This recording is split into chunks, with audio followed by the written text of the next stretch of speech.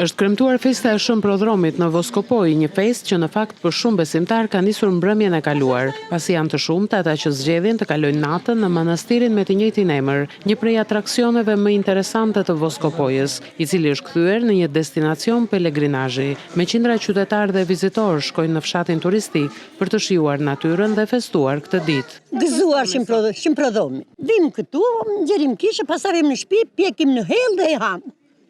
Presim mysafir që të na vinë, ata njerëzit tanë.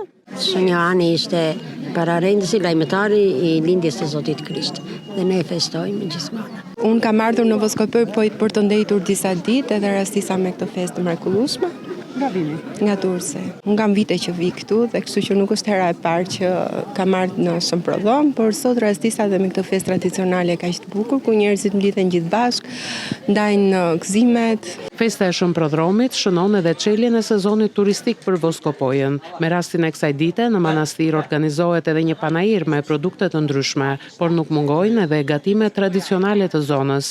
Turistët dhe vizitorët në këtë ditë njihen edhe me historikun dhe vlerat e pazvendësueshme të manastirit të Shëmprodromit, i cili konsiderohet një prej monumenteve më të rëndësishme në Voskopoj, jo vetëm për periudhën e hershme kur daton, por edhe për elementet unik në strukturën e tij. Shëmprodromi është një nga vendet më të lakmuara për pushime malore me një gjelbërim shumë të dendur. Voskopoja dhe sidomos Shëmprodromi është një nga vendet me klimë më të shëndetshme, jo vetëm në Shqipëri, por edhe në Ballkan dhe më gjerë.